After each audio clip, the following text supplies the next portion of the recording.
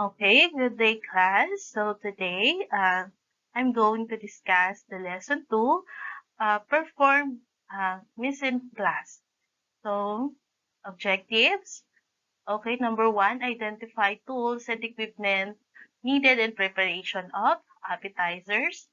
Classify the appetizers according to ingredients. And number 3, identify ingredients according to given recipe. So, last week, we have discussed the history of appetizers. So appetizers was originally introduced by the Athenians uh, as a buffet in the early 3rd century BC. So they would serve sea urchins, cockles, sturgeons, and garlic. So however, they were unpopular to start as these tiny meals weren't followed up by a main course, so leaving everyone hungry and wanting more. It wasn't until the 19th century that appetizer truly caught on as meals evolved into more of a structured ordeal. So, ayan. So, start tayo ngayon ng ating lesson 2, which is perform mise en place. Okay, what is mise en place? Okay, so mise en place is a French term which means sit in place. So that is you have everything ready to cook in its place. And these are advanced preparation that you need to perform to save time. And then you should be able to identify and prepare all the needed tools and equipment as well as all the ingredients to make the preparation and cooking easy. So tayo mga Pinoy, nakasanayan na natin na bago tayo magluto, piniprepare natin lahat ng mga ingredients na kailangan natin. So para pag magluto tayo, naka-ready na siya. So nakaset na siya. Okay, next.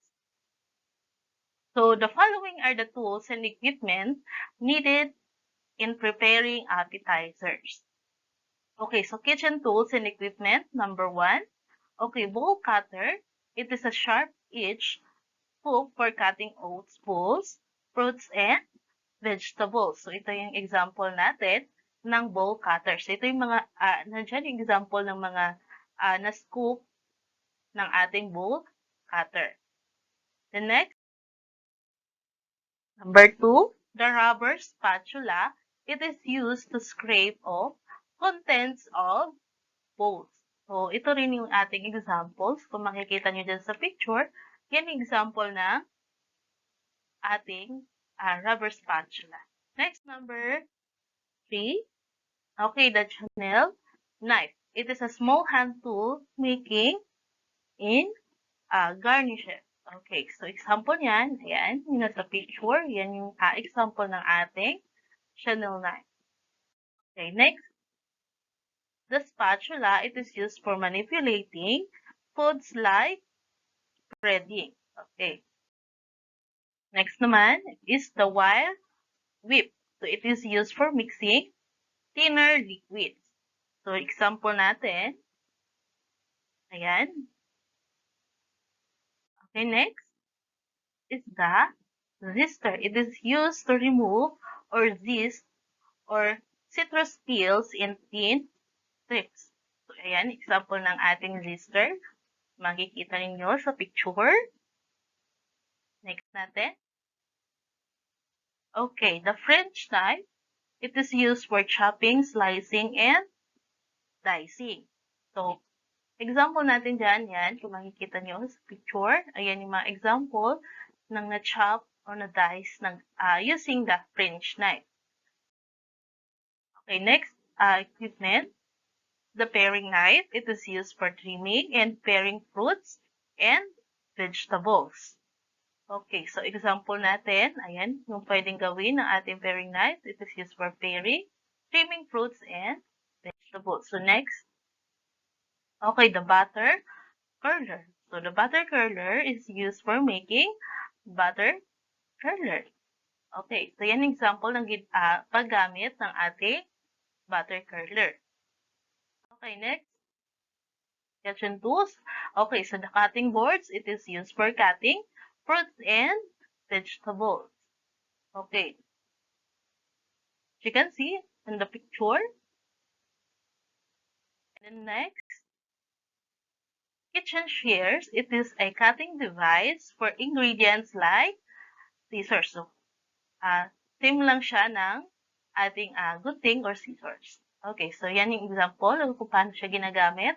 Yan, as you can see in the pictures, ginagamit siya pang-cut ng mga ingredients like yung ating chicken meat, like vegetables. Yan, so dyan natin ginagamit yung ating kitchen shears. Okay, next, potato masher. So it designed to freeze potato and cook vegetables. Okay, yan. So yung nakikita niyo dyan sa picture, so dyan natin siya ginagamit. So pinipress natin yung potato para mas mamash natin siya. Okay. Next picture is the chiller. So it is used for keeping foods chilled for service. And then the next, okay, so the oven, it is used for baking. So simply lang, so yung ating oven, ginagamit natin siya pang bake. And then, so so the other tools and equipment used in preparing appetizers. So andito pa yung ating ibang mga tools and equipment na ginagamit to prepare appetizers. So andyan yung measuring spoons natin. Okay, it is used for measuring dry and liquid ingredients in a small quantity. And then the measuring cups, it is used to measure dry ingredients.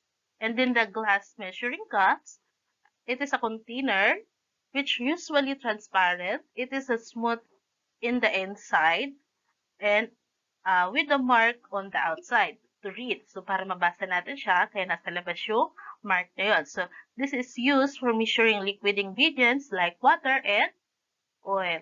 Okay, next. Okay, mixing bowls. This container have a smooth rounded interior surfaces that no creases to retain some mixtures. Okay, mixing spoon. It is used for mixing ingredients. It is made of wood and different sizes and different length of the handle. And then paring knife. It is used to remove the skin covering of fruit and vegetables. Okay, another. So, the fork is used to combine ingredients, and then container of different sizes and shapes, and then cooking range or stove, refrigerator and strainer or colander. So, yan yung mga tools, other tools and equipment used in preparing appetizers. Okay, next. So, what is appetizers? So, ano nga ba ang appetizers? Okay, so appetizers are food which stimulate the appetite through their attractive appearance, fragrance, or appealing flavor. Okay, so it is a small pieces or portion of highly seasoned food, usually served before meal to induce and stimulate one's appetite. So it gives appreciation to the food we eat. So a good appetizer, whether hot or cold, should be light and served in a small quantities. Okay, like fresh vegetable and salads, fruits or meat, or even fish can be made into appetizer. So that is an appetizer. So next, okay, so classification of appetizers. Okay, number one, the cocktail. So it usually are usually juices or orange, pineapple, grapefruit, or tomatoes served with cold salad dressing. So it may be in the form of fruit. Okay, yan yung last picture natin. So it may be form of fruit or vegetable juice mixed with a little alcoholic beverages or seafoods like shrimp, crabs, or lobster served with slightly seasoned sauce. Okay. Okay, number two. Number two natin is the, okay, hors d'oeuvre. Okay, so an hors d'oeuvre, it refers to a small portions of highly seasoned foods. It is a combination of canapé. It is a combination of canapé, olives, chopped celery, pickled radish, and fish. Okay, so here's the example. Okay, so yan yung example ng ating order. So, yan, small portion lang siya, and then highly seasoned foods.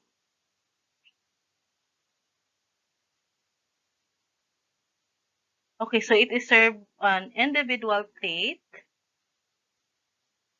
when guests are seated. So sometimes this is simply placed on a platter and passed around. So hors d'oeuvre are served cold or hot. So pwede natin siyang i-serve as a cold or hot. Okay, next.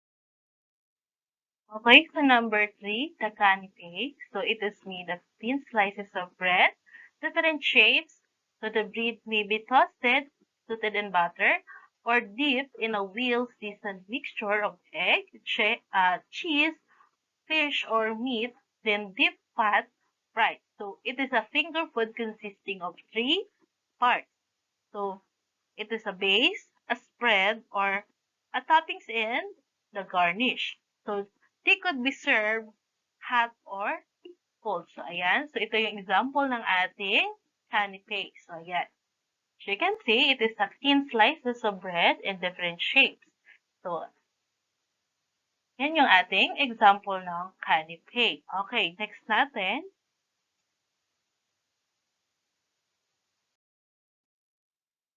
Okay, so next natin is the relishes or crudités. So it is a pig item which are raw, crisp vegetables such as julienne carrots or celery sticks. So ito yung example ng ating uh, crudité. Okay, so as you can see in the picture, so it is a raw vegetables and then crisp and yan, example natin dyan yung ating carrots and celery sticks. Okay, so relishes are generally placed before the guest in a slightly or deep or boat-shaped dish. Okay, next natin. Okay, next natin is the Petite Salad. So it is a small portion and usually displayed the characteristics found in most salads. So example natin dyan, ayan, as you can see in the picture, it is a small portion and usually display the characteristics found in the most salad. Okay, next natin, the chip and dip. Okay, so it is popular accompaniments to potato chips, crackers, or raw vegetables. So, ayan yung example ng ating chips and dips. Okay, so, yan. As you can see, it is the potato chips, crackers, and raw vegetables. Okay, so proper consistency in the preparation is important for mini dip. So it must not be so thick. It cannot be scooped up without breaking the chips or crackers. So, but it must be thick enough to stick to the items used as dippers. Okay, next natin. Okay, so number 7 natin, yung fresh fruits and vegetables. So, simplest appetizer. So, fruits are good appetizer because they give an attractive appearance, fragrance, appealing taste, and delicious flavor. Okay, so as you can see on our picture, so that's an example of fresh fruits and vegetables. So, for example, you could serve a platter of finely sliced cucumbers, chunks of red bell pepper, and baby carrots, For a fruit tray, consider serving red and green grapes as well as chunks of mango with toothpicks inserted in them, since appetizers should always easy to pick up with the fingers. So it should never be drippy or messy, so you can easy to pick up with the fingers. So yan yung ating example ng ating fish fruit and vegetable. Okay, so number 8 natin is the finger food. It is a variety of appetizers wherein the only requirement is that you keep everything tiny, everything small enough to be pick up with the fingers, eaten with the little bit. So yan, for example natin, yung nasa picture natin, so it is a small enough to be picked up with our fingers. Okay, so if you want to serve your favorite homemade sausages, cut them into small pieces, wrap them with the small pieces of pastry shell, and then bake. Or serve your favorite baked sweet potato fries with a mayonnaise-based dipping sauce. So, individual pieces filled with ham and cheese is another good option. Okay, so next natin. Okay, so those following are the examples of appetizers, including the materials, ingredients, on how to prepare them. Okay, so now let's proceed to the canapés. Consists of three parts. So ano nga ba yung tatlong parts ng ating canapé? So we have the we have the spread, base, and garnish. Okay, so number one, before we proceed, so let's define the canapé first. So canapé, it is a bite-sized and open-faced sandwiches consists of tiny portion of food presented on basis of bread, toast, or pastry, and easily handled and eaten. So that is our canapé. Okay, so number one natin is yung ating base. So hold the spread and garnish. Crackers and toast are firmer and give a pleasing texture of crispiness to the canapé. Okay, so example natin yung ating mga pictures dyan. Okay, ayan. Number one natin dyan yung ating bread cutout, toast cutout, crackers, and Melba toast. Another. Okay, so we have also the tiny unsweetened pastry shell, tortilla chips, tiny biscuits, pulinta cutouts, and miniature pancakes. So, pag sinabi natin miniature, ito yung maliliit na pancake. Okay, so that is our number one, which is the base. Okay, so number two natin. Okay, so number two natin is the spread. So, kung meron na tayong, sa number one natin is the base, and then ang number two is the spread. Okay, it is placed on top of the base so the garnish stick to it without falling off. Okay, so we have three types of spread. Okay, so number one dyan, yung ating flavored butter. So, it is made from salted butters with flavorings. Okay, so number two, flavored cream cheese. It is made from flavored butters except cream cheese. It is substitute for the butter. Okay, and then the last, the meat or fish. Okay, so it is made from finely chopped meat or fish that are spreadable. Okay, so season should be checked carefully to make the spread more stimulating to the appetite. Okay, so next natin. So, yan yung ating three types of spread. Okay. Next natin. Okay, so number three is the garnish. Okay, so garnish is any food item or combination of items placed on top of the spread which usually gives color, design, and texture of flavor accent to the canapé. So, ayan, for example natin. As you can see, so on the top, we have the garnish. Okay. Okay, so that's our three types of canapé. We have a base, spread, and garnish. Okay, let's proceed to the next.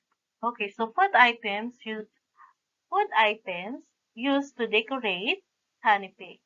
Okay, so una dyan, vegetables, pickles, and relishes. Okay, so you can see in our picture, this is an example of vegetables, pickles, and relishes. So, nandyan yung ating slices, pickled onions, tomatoes, olives, chutney, parsley, pickles, asparagus tips, cucumber slices, pimento, and uh, pepper. Okay, next natin is the fish. Okay, so nakapaloob dyan yung ating uh, uh, smoked oyster, salmon, caviar, smoked shrimp, tuna flakes, sardines, lobsters, chunk, or slices. And you can see in the picture that's an example of fish used to decorate canapé. Okay, next natin. Okay, so the meat. Okay, nandyan yung ating ham, roast beef, salami, and then chicken or turkey. Okay, these are the examples of meats used to decorate canapé. The next, okay, cheese hard-cooked egg slices. So, ayan, example ng ating cheese hard-cooked egg slices that can use to decorate canapé.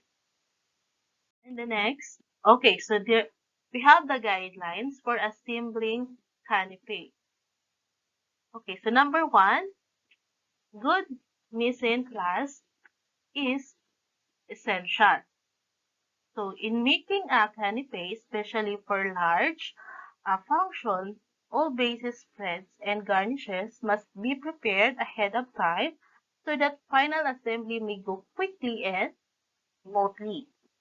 Okay, next. Okay, as simple as close as possible to serving time.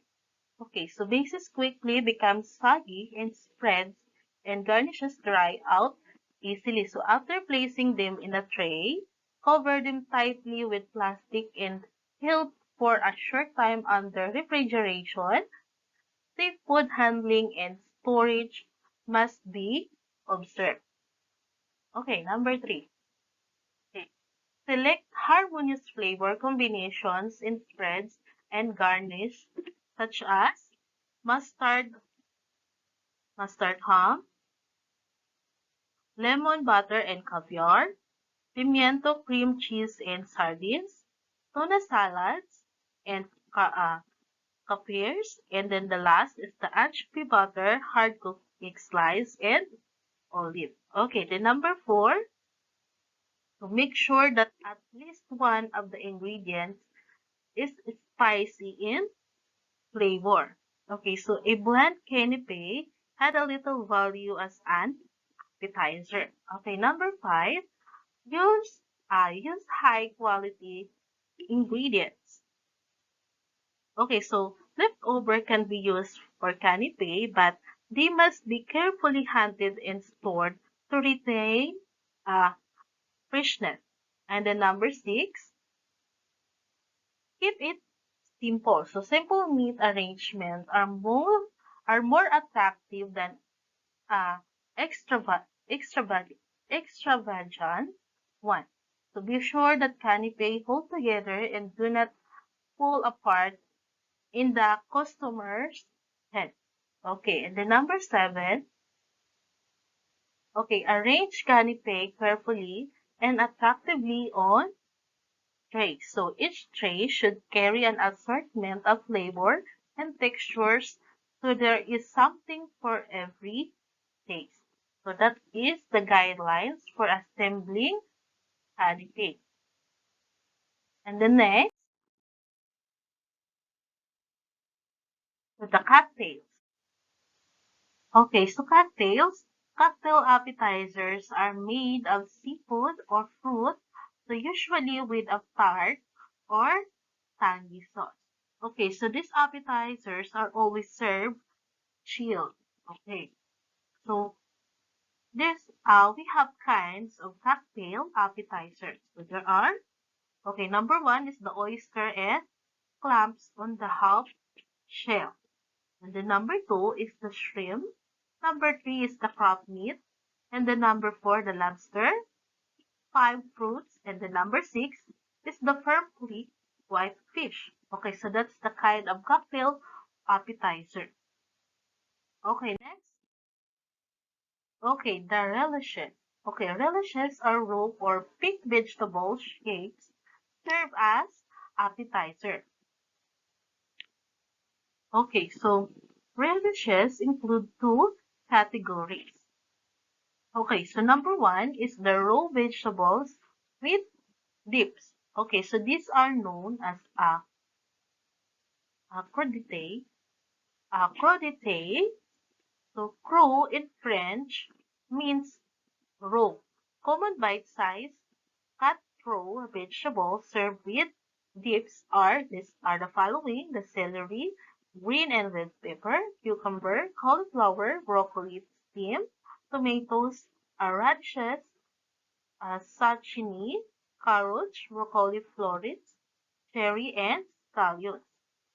Okay, so these are the examples, as you can see in the picture. That's are the example of vegetables or raw vegetables that can be served with dips.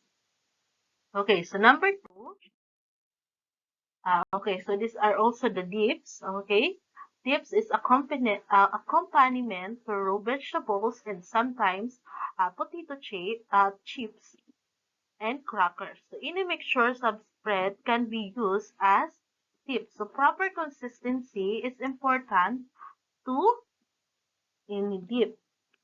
So it must not be thick.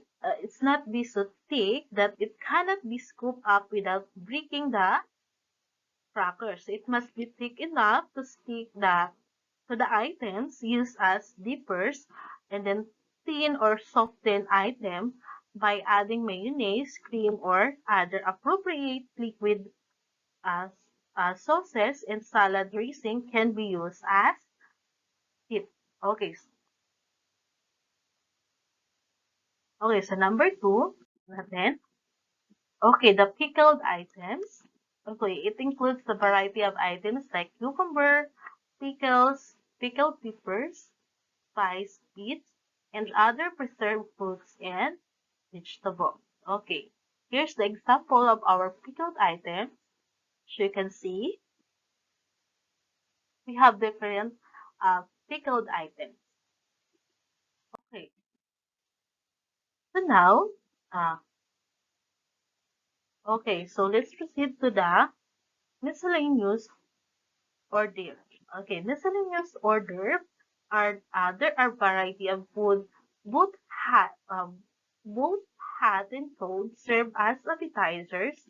The serving is smaller in a unit size or portion size that can be eaten with forks from small plates or with fingers. Okay, so number one is the antipasto. Okay, so antipasto is the Italian appetizer. This include the following. Okay, okay, cured meats. It is the salami, uh, prosciutto, bologna, and boiled ham. Okay, that is yes the picture on the picture. That's the example of antipasto. It is a cured meat. Okay, next is the seafood items. It is a canned item like sardines, anchovies, and tuna. Okay, the next is the cheeses. Again, provolone natin, and then mozzarella. The next, the hard-cooked egg and stuffed egg. Okay, next is the relishes. Ito yung ating raw vegetables. And then, the mushroom and other vegetables. Okay, so number two natin. Okay, so number two is the bruschetta. It is a bruschetta, slice of Italian bread that is toasted, rubbed with brushed garlic, and drizzled with olive oil, served with toppings like canapé. Okay, so that's as you can see on the picture. That's an example of a bruschetta. Okay, next number 3 is the tapa. It is a small food item intended to be eaten with wine or uh, drinks, usually in bars. Again, usually you can see it in the bars. So they are served in a small portion intended to be eaten immediately. Okay, next.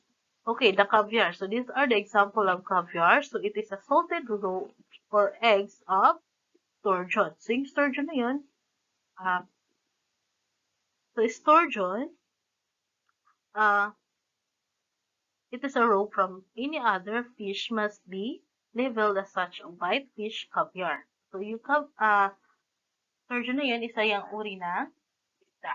Okay. Next natin is number 5, the amuse bush. Amuse bush or amuse bush. Okay, a tiny appetizer or hors d'oeuvre offered our guests seated seated at their tables, either before or after they have ordered from the menu. Okay, so it is an opportunity to showcase an aspect of the chef's cooking style and talent to welcome the guests. Okay, that's an example of amuse bush. Okay, so as you can see, so anything that can be served in a tiny portion can be served as an amuse bouche, like salad, soup, and a little portion of meat, fish, or vegetables with a few drops of sauce and garnish. The chefs don't use a separate category of recipe for these items, but just give a different presentation, garnish, or sauce. Okay, so that's it for our lesson 2.